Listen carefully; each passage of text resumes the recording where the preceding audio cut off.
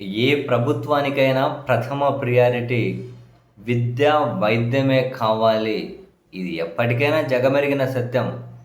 కానీ ప్రస్తుతం ఆంధ్రప్రదేశ్ లాంటి ప్రభుత్వాలుంటే వాళ్ళ ప్రథమ ప్రియారిటీలు కొన్ని చోట్ల మాత్రమే భూముల రేట్లు ఎట్లా పెంచాలి, రియల్ ఎస్టేట్ వ్యాపారం అంటే ఫుల్లుగా రియల్ ఎస్టేట్ వ్యాపారి ఆలోచించినట్లు ఏ విధంగా మనకు ధరలు రావాలి, మనం పెట్టిన దానికి ఎక్కువ డబల్ ట్రిపుల్ రావాలి, 20 కోట్ల భూమి ధర పలకాలి. ఇట్లా ఉన్నాయి ఈ ప్రభుత్వ ఆలోచనలు, ఈ పాలకుల ఆలోచనలు. విద్యా వైద్యం ప్రథమ ప్రియారిటీ ఎక్కడవుతుంది?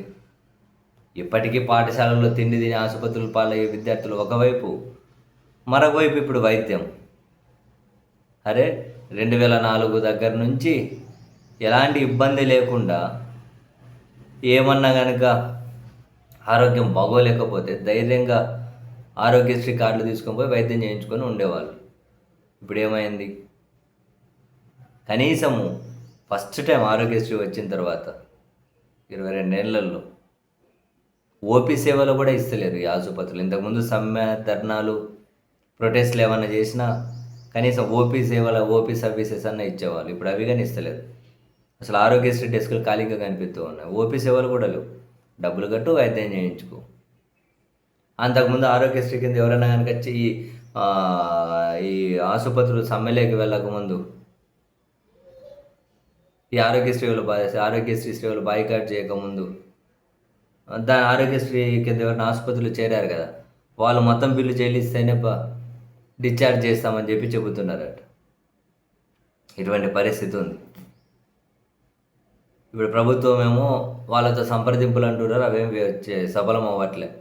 అసలు ఈ ఆరోగ్యశ్రీ ఆసుపత్రులు వినట్లే, వాళ్ళ మాటలు నమ్మితే అంతే. మాకు తక్షణం రిజల్ట్ కావాలి.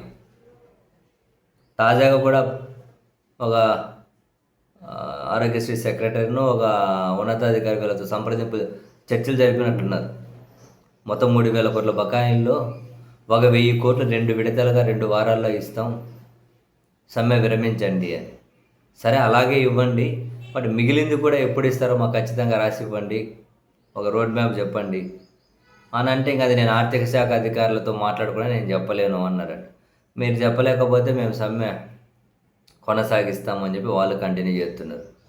ఈరోజు మరోసారి ఏమో దాని మీద ప్రభుత్వం వైపు నుంచి చర్చలు ఉన్నాయంటూ ఉన్నారు. అసలు ముఖ్యమంత్రి గారు రంగంలోకి దిగాలి.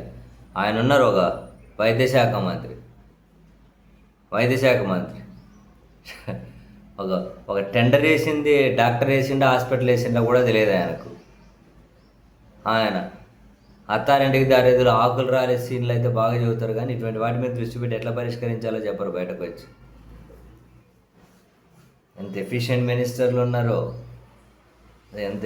మినిస్టర్లు ఉన్నారు. ప్రథమ ప్రియారిటీ వైద్యం కావాలి. ఆ వైద్యమే పడకేసింది. ఈ ప్రభుత్వం ఏం ప్రియారిటీ అవుతుంది? ప్రభుత్వం ఏది ప్రథమ ప్రియారిటీ? కనీసం వీళ్ళని బతికించండి సార్ ముఖ్యమంత్రి గారు. మీరన్నా డైరెక్ట్గా వాళ్ళని పిలిచైనా మాట్లాడండి.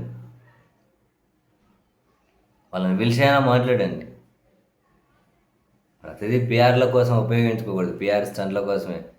అప్పుడప్పుడు ఇటువంటి రియల్ ఇష్యూస్ మీద కూడా దృష్టి పెట్టి పరిష్కరించాలి పాలకులు.